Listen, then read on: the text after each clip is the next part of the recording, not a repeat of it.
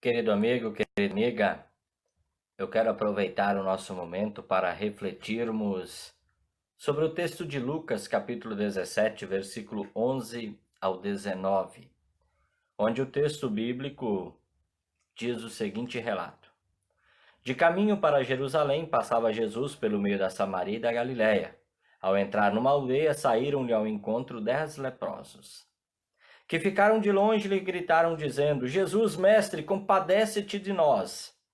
Ao vê-los, disse-lhes Jesus: Ide mostrai-vos aos sacerdotes. Aconteceu que, indo eles, foram purificados. Um dos 10, vendo que fora curado, voltou dando glórias a Deus em alta voz, e prostrou-se com o rosto em terra aos pés de Jesus, agradecendo-lhe, e este era samaritano. Então Jesus perguntou: Não eram 10 os que foram curados? Onde estão os 9? Não houve, porventura, quem voltasse para dar glórias a Deus, senão este estrangeiro? Disse-lhe: Levanta-te e vai, a tua fé te salvou. Querido amigo, querida amiga, com certeza você é uma daquelas pessoas, assim como eu, que também tem problemas. Tem um problema para enfrentar aqui, um problema para enfrentar ali. E quando se tem problemas, as pessoas geralmente elas acabam tomando alguma atitude, não é verdade? Qual é a sua atitude quando você está enfrentando problemas? Pois bem, muitas pessoas, assim como eu, são pessoas que oram. Sim, pessoas que oram. Pessoas que têm um problema, elas acabam orando, entregando aquela situação e aquele problema nas mãos de Deus. Mas acontece que muitas vezes, assim como eu, o tempo vai passando e as coisas naturalmente elas vão sendo resolvidas. Aí de repente aquele suposto problema que nos deixou aflitos, aquele suposto problema que nos deixou inquietos, aquele suposto problema que nos levou a clamar pelo socorro de Deus, ele deixa de existir. Durante a caminhada do dia a dia, o problema ele vai desaparecendo. E no momento, se no momento do aperto, nós então clamamos silenciosamente ou até em gritos e lágrimas por socorro de Deus, no momento em que aquele problema desaparece ou deixa de existir, é muito natural que aconteça, assim como muitas vezes acontece comigo.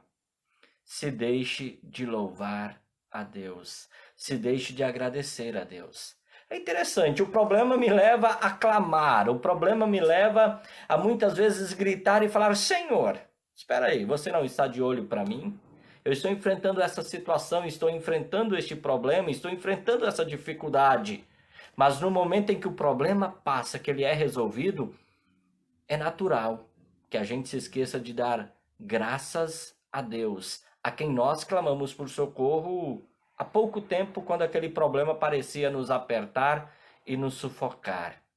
Querido amigo, querida amiga, o samaritano do nosso texto, um ex-leproso, enquanto ele caminhava em direção ao templo para que o sacerdote então o declarasse puro ou curado da lepra e assim o reintegrasse à sociedade, à família e também à igreja, ele observou uma coisa, ele observou que o problema havia passado. Ou seja, ele estava. E qual foi a reação daquele homem? Bem, aquele homem voltou a Jesus para agradecer. Ele havia clamado junto com os outros: Jesus, mestre, tenha pena de nós. Eram 10 leprosos. E o que chama a minha atenção nesse texto bíblico, nesse relato, é o fato de que parece que desses 10 leprosos, 9 eram judeus. Porque Jesus disse: os homens que foram curados eram 10. Onde estão os outros 9? Por que somente este estrangeiro ele voltou para louvar a Deus? Por que somente este samaritano? Eu fico intrigado pelo seguinte, querido amigo, querida amiga. Pelo fato dos judeus e dos samaritanos eles não se misturarem no dia a dia. Eles não usavam as mesmas coisas em comum. Está lá em João capítulo 4, versículo 9. um objeto que possivelmente era usado por um samaritano, dificilmente ele seria usado por um judeu. Bem, se na saúde, isso aqui que me chama a atenção, se na saúde samaritanos e judeus não se misturavam, e por assim dizer, se na saúde eles viviam a inimizade deles na prática, não se saudando, não convivendo juntos, agora todos eles rejeitados, excluídos devido à doença, devido à lepra, estavam caminhando juntos. Ambos agora eram imundos. Ambos agora não podiam mais estar com a família, não podiam mais estar com os amigos, não podiam mais estar na sociedade, nem sequer no templo louvando a Deus. Então, por que não caminhar junto? Os leprosos, diz o texto, eles gritaram a Jesus. A uma distância, como era permitida na época, uma distância de 100 metros. E eles então gritam para que Jesus tenha pena deles, para que Jesus tenha misericórdia deles. E a resposta de Cristo, é interessante isso no texto, a resposta de Cristo não é, olha, vocês estão curados, nada disso. A resposta de Jesus Cristo é, se apresentem ao sacerdote, que esse irá declarar vocês curados. Eles não foram curados instantaneamente. Assim narra o evangelista Lucas. Quando eles iam pelo caminho, eles foram curados. E o samaritano vai até Jesus, o sumo sacerdote, parece que ele passa a ter essa compreensão, o sumo sacerdote enviado da parte do Pai, conforme Hebreus capítulo 8, versículo 1. E Jesus o declara curado, mas não somente fisicamente, de maneira muito especial. Jesus o declara curado espiritualmente. Ou seja, Jesus declara que aquele samaritano está salvo. A fé o conduziu a dobrar os seus joelhos à pessoa certa. Diz o texto, ajoelhou-se aos pés de Jesus e lhe agradeceu. Entre os judeus, querido amigo, querida amiga, entre os judeus havia a tendência de que eles precisavam ou deveriam observar estritamente a lei de Deus. Porque se eles observassem estritamente a lei de Deus, eles iriam merecer, por estarem observando a lei, eles iriam merecer a vida eterna. E outra coisa, os judeus, quando eles observavam a lei, segundo eles assim pensavam, eles estavam acumulando méritos e créditos diante de Deus. Desta forma, aqueles 9 ex-leprosos, eles estavam ocupados de uma coisa neste momento. Qual era a ocupação deles? Cumprir a lei de se apresentar ao sacerdote. E por intermédio dessa observância da lei, segundo eles poderiam até requerer o seu mérito diante de Deus. Nesse sentido, quando Jesus ele diz ao samaritano, levante-se e vá, você está curado porque teve fé, Jesus ele quer ressaltar uma coisa muito importante. Jesus quer ressaltar que não há como adquirir mérito diante de Deus pela observância da lei.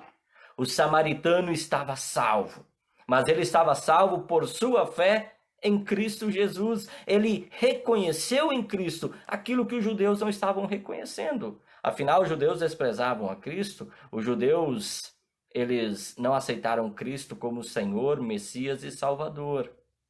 Aquele samaritano, ele não buscou cumprir a lei para requerer algum crédito diante de Deus, ele apenas louvou a Deus. O samaritano representa as pessoas, assim como eu, pessoas que têm consciência de que não tem mérito nem crédito diante de Deus. O apóstolo Paulo escreveu aos cristãos da Ásia Menor, pois pela graça de Deus vocês são salvos, por meio da fé. Isso não vem de vocês. É um dom, é um presente dado por Deus. A salvação não é resultado dos esforços de vocês, portanto, ninguém pode se orgulhar de tê-la. Desta forma, querido amigo, querida amiga, eu quero concluir esta reflexão, dizendo o que registrou o salmista. Aleluia! De todo o coração renderei graças ao Senhor, na companhia dos justos e na Assembleia.